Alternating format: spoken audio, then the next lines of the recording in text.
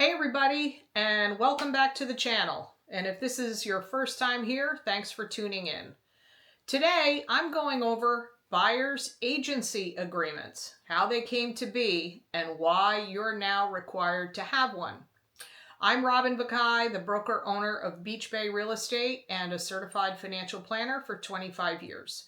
You're watching Suncoast South, where I share the real story of the Venice housing market, neighborhoods, communities, things you need to know about the cost of home ownership here, and what it's like to live in the Venice area, which is the market I cover.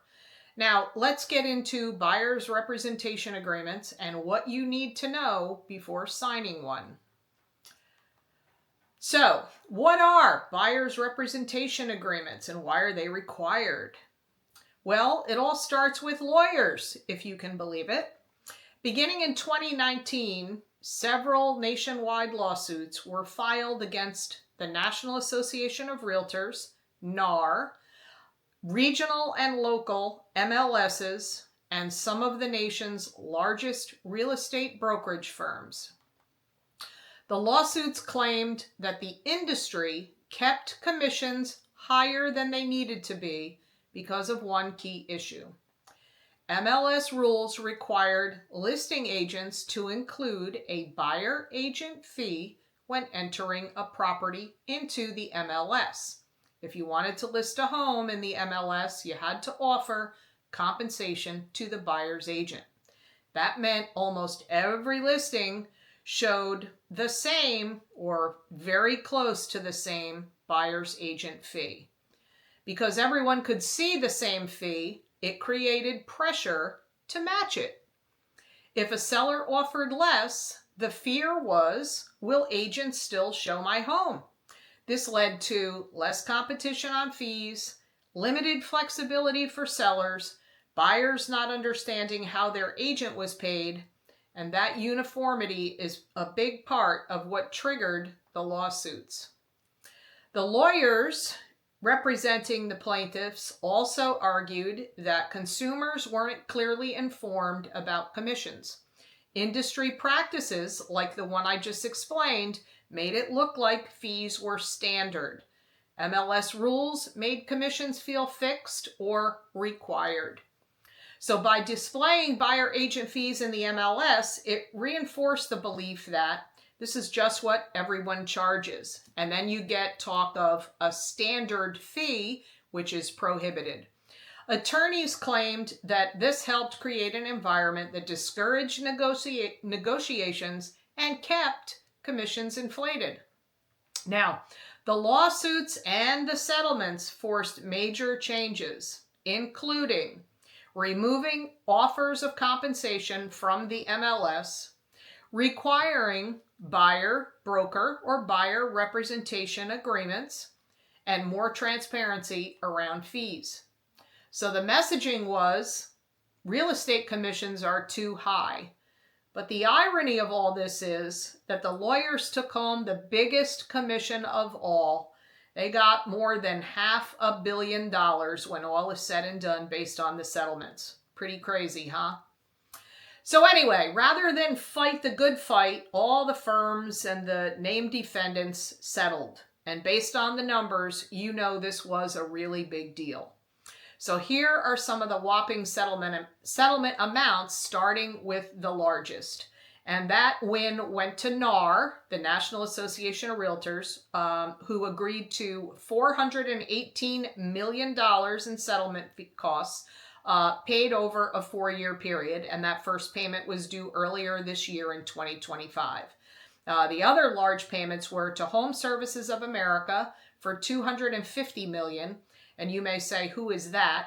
But those are real estate companies under that one holding company, and they're Berkshire Hathaway, Home Services, Adina Realty, Long & Foster, Houlihan Lawrence, among many others that are affiliated with Home Services.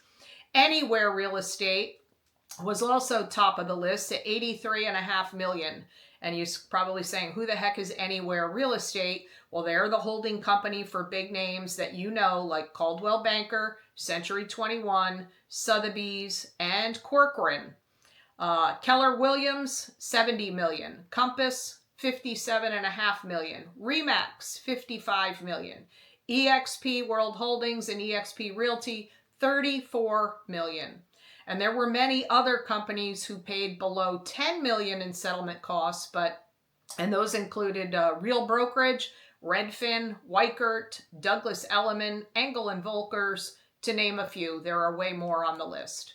The settlements were reached by agreement without admission of wrongdoing, but obviously the industry knew they had a tough battle ahead to defeat the lawsuits, which were the catalyst for the new rules we're using today. So what changed in the MLS that was a result of this? Well, there's no longer any offer or display of compensation offered to buyer's agent in any listing. So no more are you required to put those things in there. So no fee is visible to anybody. The fields have been removed. Nobody knows if a seller is offering compensation to the buyer's agent unless they're asked about it. And this prevents commissions from looking preset or required. We hope so. What changed for home buyers? And the reason you're watching this video. Home buyers must now sign a written buyer representation agreement before an agent can show homes, send listings through the MLS portal, pull comps or comparable sales as they're called, or give you any guidance or advice. If they're engaging in the services of real estate, you must have a buyer's representation agreement in place with that agent. And the buyer's agency agreement should spell out who represents you and how, whether they are acting as a single or transaction agent. That's for Florida, not across the country. The amount of compensation in dollars or a percent, what services you're getting, the geographic area that it covers, the period of time that it covers, and somewhere in there, usually in a weird place, and I'll talk about that fees are negotiable. So what does this all mean for home buyers? You now know exactly what amount your agent is paid. This is no longer just hidden or buried on a closing statement that you never asked anything about before. Or what you're committing to pay if the seller doesn't pay it. So yes, you want to find a property where the seller is offering compensation as part of the package to the buyer's agent, but that's not guaranteed. And that's my next point. Sellers are not obligated to offer buyer agent compensation. Home buyers can choose not to see homes where no buyer's agent compensation is offered. And home buyers can make an offer contingent on the seller paying their agent. They can pay out of pocket or they can walk away from that home if the compensation isn't being offered. And builders of new construction in my market area, Southwest Florida, in the immediate Venice area, builders still pay the buyer's agent fee. Now, keep in mind that buyers can make an offer on a home that's contingent on a specific amount of buyer agent compensation that matches your representation agreement. So in other words, you can put that in the contract that a fee gets paid to your agent. And in Florida, the new contract forms that we have and use are updated and include this. So how do you know if a particular home or home seller is offering buyer's agent compensation? Well, since gone are the days of it being shown in MLS, because that can't happen anymore, the only way to find out is if the buyer's agent makes contact with the listing agent. And that contact has to be made outside of MLS or any MLS provided app that we may use. You may hear people talk about things like showing time, can't do it. So the only way they find out is the buyer's agent has to reach out to the listing agent via email, text, or a phone call and find out if any compensation is being offered on that particular property. Now, some home buyers may try to get around using an agreement or signing one. And they often will say, well, what if I just go to the listing agent myself? Well, it's a good idea if you think you can avoid the buyer's agreement or get a better deal, but guess what? The listing agent can show you the home in their role as the listing agent. But the moment you move forward or take another step beyond asking questions about the property and you want advice, help preparing an offer, or representation in making an offer, they are required to have you sign a buyer's representation agreement, just like any other agent would. So you're still back to square one. You need the buyer's representation agreement. If that listing agent is a single agent for the seller, they legally cannot represent you at all because the single agent cannot represent both sides in the transaction. And again, folks, I'm talking about Florida law, not what goes on in other states, because agency is outlined in the Florida statutes.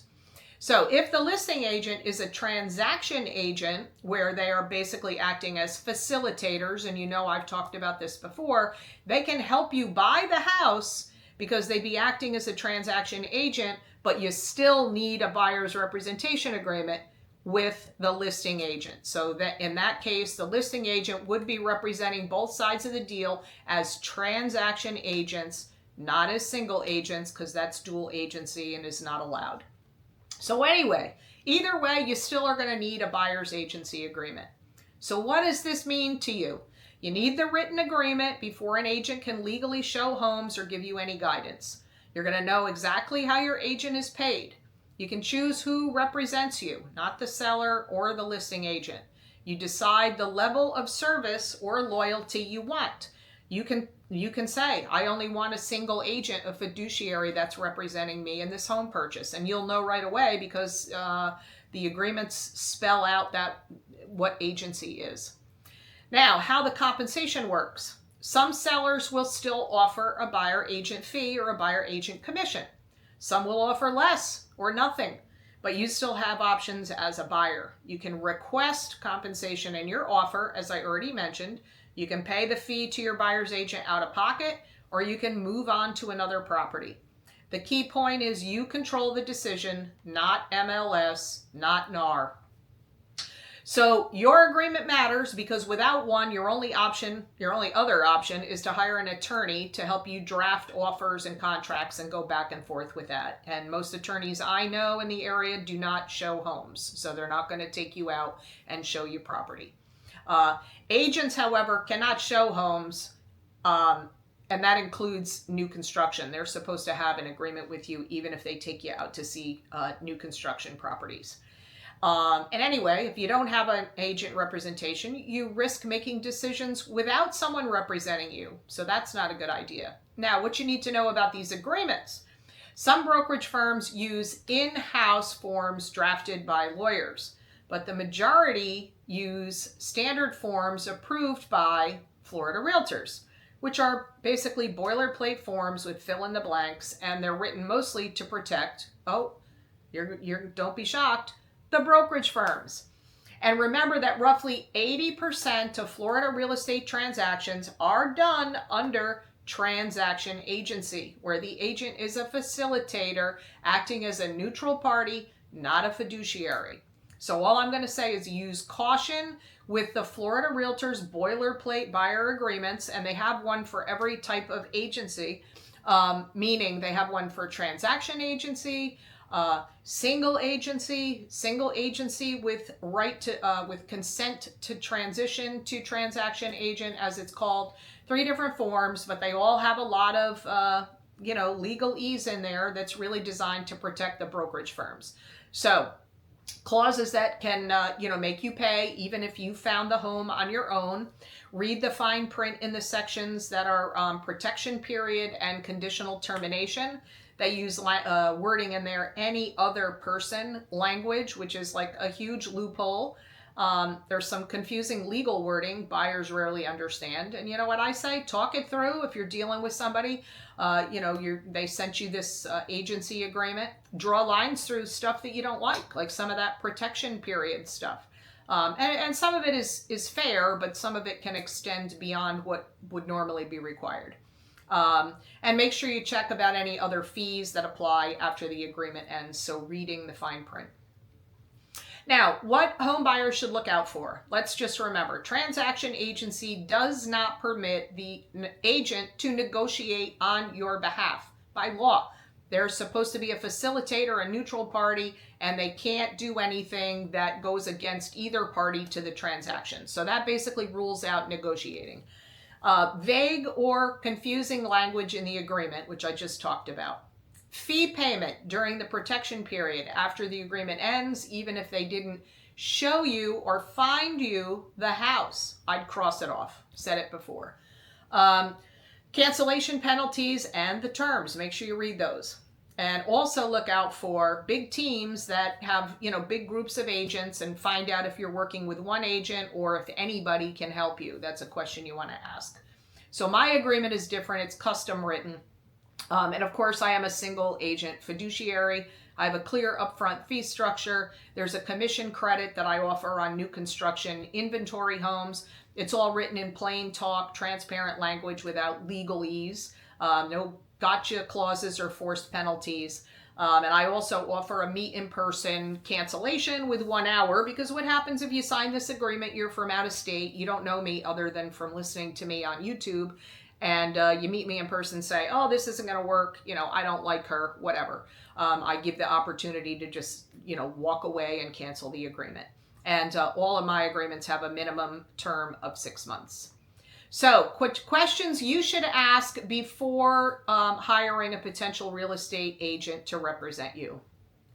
Number one, what areas do you primarily serve? Do you live in the area that you serve, and how long have you lived there?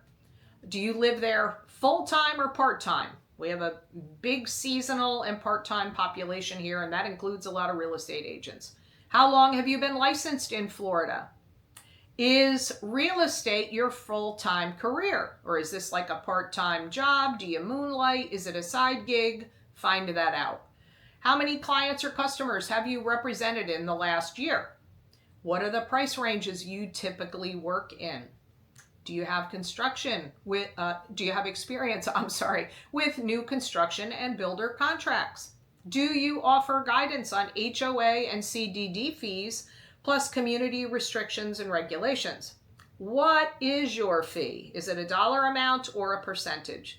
Will I be working with you, or are you part of a team? If you want a list of these questions in writing, just reach out to me. Send me an email, shoot me a text, give me a call, whatever. I'm happy to share the list with you. Anyway, hopefully now you have a better understanding of buyer's agency agreements, why they came to be, and why they're now required.